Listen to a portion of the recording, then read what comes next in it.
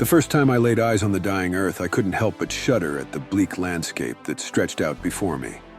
The once vibrant planet had been reduced to a dystopian nightmare, a canvas painted in shades of despair.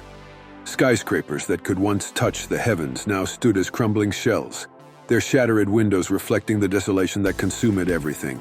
I trudged through the wasteland, my breath forming frosty clouds in the toxic air. A thick, greenish haze hung low, an ominous veil that whispered of the horrors this world now harbored. I wrapped the tattered scarf tighter around my face, shielding myself from the malevolent particles that clung to every breath. As a scavenger, my existence depended on navigating the treacherous remnants of civilization, searching for anything of value that had survived the catastrophic downfall. Today, however, my scavenging routine took an unexpected turn. I approached what seemed to be an abandoned research facility, its rusted gates creaking ominously in the wind. The once gleaming sign, now corroded and barely legible, read, "Biotech Innovations, Shaping a Better Tomorrow." I scoffed at the irony of the words. There was nothing better about tomorrow, only survival in a world that had lost its way. The facility's entrance beckoned me with a haunting curiosity, and against my better judgment, I ventured inside. The air within was heavy with the stench of decay and neglect. Dim emergency lights flickered sporadically, casting eerie shadows that danced along the sterile walls. My footsteps echoed through the empty halls as I explored the facility's interior. The silence was deafening, broken only by the distant howls of the wind outside. It was as if the very walls held their breath, haunted by the secrets buried within. A soft hum lured me deeper into the facility, guiding me to a room bathed in an unnatural, pulsating light. The door slid open with a reluctant groan, revealing a huge hall filled with rows of dormant cryopods. The pale glow emitted by the pods painted the room in an otherworldly hue. My eyes widened as I scanned the labels on the pods. Each one bore the name of a scientist or researcher, frozen in suspended animation. It didn't take long for me to realize that this was no ordinary research facility. Biotech Innovations had been experimenting with cryogenic preservation, possibly as a last-ditch effort to save humanity from the impending apocalypse. As I moved deeper into the room, a sudden chill ran down my spine. A low, guttural growl echoed from the shadows, and I instinctively reached for the makeshift weapon at my side. The cryopods seemed to come alive, their occupants awakening from their frozen slumber. I could feel their cold, lifeless eyes fixated on me. With a shiver-inducing creak, the cryopod at the center of the room opened, revealing a figure clad in a lab coat. The scientist's eyes glowed an unnatural shade of blue, and a distorted voice emanated from the speakers mounted on the walls. "Subject Alpha 7 reanimation complete. Welcome, Scavenger." I took a step back, my heart pounding in my chest.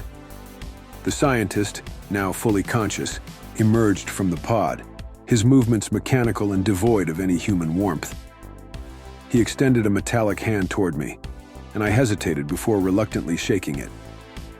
"Scavenger, I am Dr. Nathaniel Renfield, lead researcher of Project Lazarus.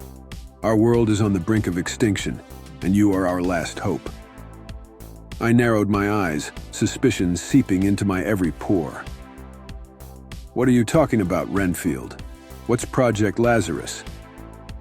Dr. Renfield explained that Project Lazarus was a desperate attempt to preserve the best and brightest minds of humanity, placing them in cryosleep until the Earth could heal from the devastation.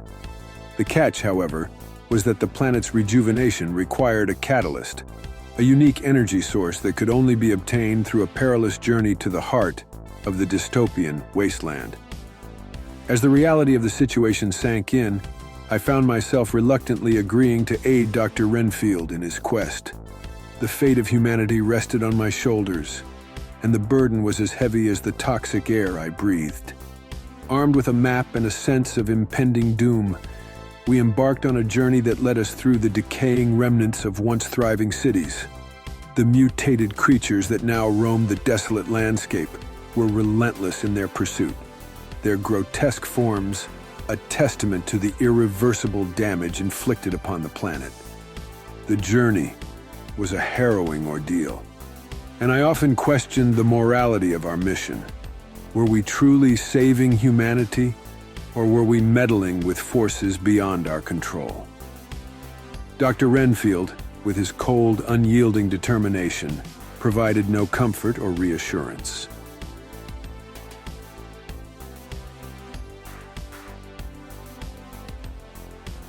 As we approached the coordinates marked on the map, we stumbled upon an ancient facility, hidden beneath layers of rubble and forgotten memories. The entrance was guarded by a colossal metallic door, adorned with the faded emblem of an organization long lost to time. With a sense of foreboding, Dr. Renfield accessed the facility's control panel, and the door groaned open, revealing a cavernous chamber bathed in an ethereal light.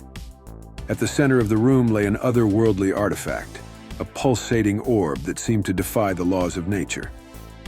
"This is it," Dr. Renfield declared, his eyes reflecting a mixture of awe and trepidation. "The catalyst. With its power, we can rejuvenate the Earth, bring life back to this desolate wasteland." As I approached the artifact, an unsettling sensation crept over me. Whispers echoed in the chamber, unintelligible yet filled with ancient knowledge. The air crackled with energy, and I hesitated, my instincts warning me of the potential consequences. But Dr. Renfield, driven by a blind determination, activated the catalyst. The room trembled as an otherworldly force surged through the facility, shaking the very foundations of the Earth. The artifact's glow intensified, casting twisted shadows that danced along the walls. As the cataclysmic energy emanated from the catalyst, I felt a searing pain in my mind. Visions of a world consumed by darkness flashed before me. Twisted landscapes, mutated creatures, and the haunting faces of those who had perished. The very fabric of reality seemed to unravel, and I realized that we had unleashed a force far beyond our understanding. With a deafening roar, the world outside the facility began to warp and distort. The once frozen cryopods shattered, releasing the scientists and researchers into a nightmarish reality. Their eyes glowed the same unnatural blue as Dr. Renfield's, and a collective inhuman wail filled the air. "What have we done?" I shouted, my voice barely audible over the chaos unfolding around us. Dr. Renfield, his face twisted in a mix of horror and ecstasy, turned toward me with a manic grin. "We've transcended, Scavenger. We've become something greater, something beyond the limitations of flesh and bone." The mutated creatures outside the facility, now imbued with the same eldritch energy, swarmed the area. The once dying Earth had been transformed into a nightmarish realm where the laws of reality no longer held sway. As the distorted reality closed in around us, I made a desperate decision. I retrieved a small rusted device from my pocket, a relic from a bygone era, and activated it. The device emitted a blinding flash of light, and I felt a sudden weightlessness as reality itself seemed to unravel. I awoke in a world bathed in the warm glow of sunlight. The air was clean, the skies were clear, and the earth beneath me thrived with life. I stood on a hill overlooking a vibrant landscape, a stark contrast to the dystopian nightmare I had left behind. Confusion and relief washed over me as I tried to make sense of my surroundings. Was this a new reality? A timeline untouched by the horrors I had witnessed? As I took my first steps into the rejuvenated world, I couldn't shake the feeling that I had become a stranger in my own existence. The device I had activated, a remnant of a forgotten past, pulsed with a faint light in my hand.